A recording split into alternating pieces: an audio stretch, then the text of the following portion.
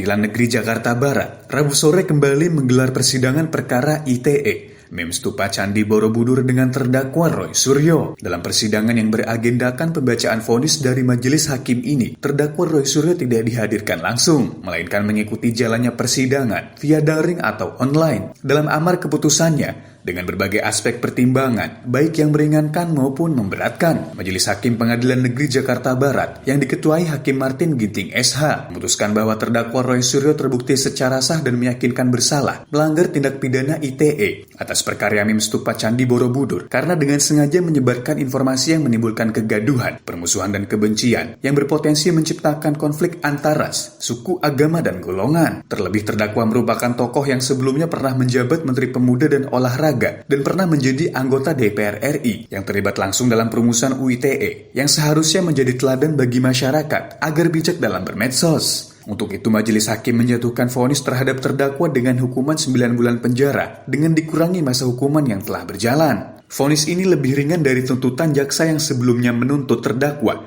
dengan hukuman 1 tahun 6 bulan penjara dan denda 300 juta rupiah dengan dakwaan pasal 28 KUHP ayat 2 junto pasal 45A KUHP Undang-Undang Nomor 19 Tahun 2016 tentang perubahan atas Undang-Undang Nomor 11 Tahun 2008 tentang informasi dan transaksi elektronik. Tidak puas atas putusan dari majelis hakim, jaksa penuntut umum berencana akan melakukan banding. Sementara itu, menanggapi putusan tersebut, tim kuasa hukum terdakwa Roy Suryo masih pikir-pikir. Tadi kita bersama-sama mendengar putusan yang telah dibacakan oleh Ketua Majelis Hakim terkait ada beberapa di dalam tuntutan kita yang tidak dipertimbangkan oleh Majelis Hakim, antara lain terkait pidana penjara maupun denda yang kita tuntutkan dalam hal sebelumnya yang telah kita bacakan dalam surat tuntutan. Dalam kesempatan ini kami langsung menyatakan upaya hukum banding terhadap putusan tersebut. Misalnya kapan Pak akan melayangkan surat bandingnya sendiri Pak? Kan dikasih waktu 7 hari, tapi kita sudah menyatakan per hari ini setelah selesai sidang ini menyatakan upaya hukum banding. Nanti kita akan persiapkan memori banding. Sama-sama mengikuti ya, kita lihat sendiri dan dengar. Kalau kami tentu seperti yang sudah kami sampaikan, pikir-pikir, dan ini sungguh-sungguh pikir-pikir dalam arti sesungguhnya. Karena kita bisa tinjau sesungguhnya di dalam putusan yang baru saja dibacakan oleh majelis hakim, ini ada diskursus tertentu baik dari hukum acaranya maupun dari materi hukumnya itu sendiri.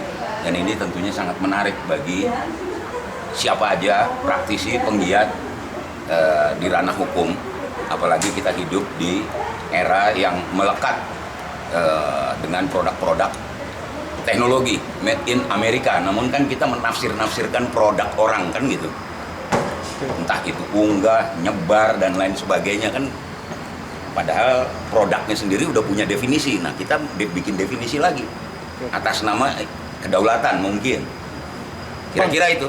Ini kan Pak Suryo kan, Pak Roy ini kan pernah menjadi perumus dari Undang-Undang ITE itu sendiri. Itu gimana Bang dengan adanya kasus seperti ini Bang?